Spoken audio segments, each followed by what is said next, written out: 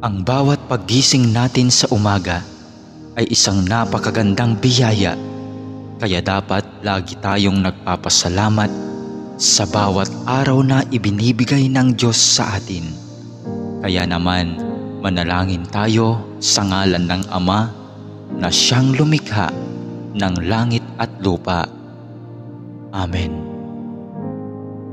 Ama naming makapangyarihan sa lahat, maraming salamat po sapagkat ginising mo ako ngayong umaga.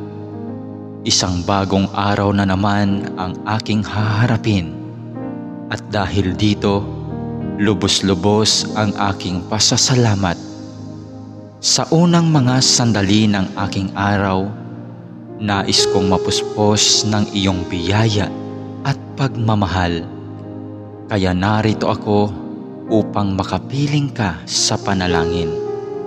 Bantayan mo ako at gawing ligtas sa buong maghapong ito. Ilayo mo ako at ang aking pamilya sa anumang masama. Maituon ko nawa ang aking pag-iisip, pananalita at asal tungo sa iyo. Nawa maging kalugod-lugod sa iyo ang lahat ng aking gagawin sa araw na ito.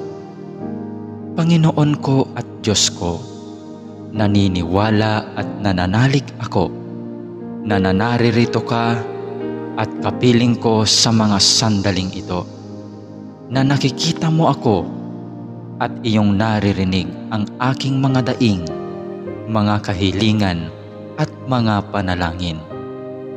Kaya naman, Panginoon, ngayong umaga, sa iyong presensya at pagdamay mo ako kumakapit upang maharap ko ng may katatagan at katapangan ang araw na itong ibinigay mo sa akin.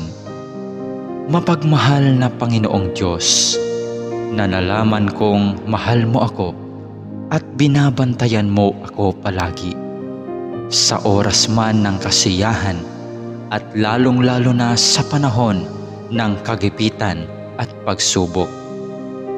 Tulungan mo akong huwag makalimot sa katotohanan ito. Maraming salamat po sa biyaya mong pag-ibig at pag-iingat na hindi mo ipinagkait sa akin, sa kabila ng lahat ng kasalanan at pagkukulang ko. Puno ng pag-asa akong magpapatuloy sa araw na ito sa aking mga dapat gawin dahil na rin sa iyong pagtulong.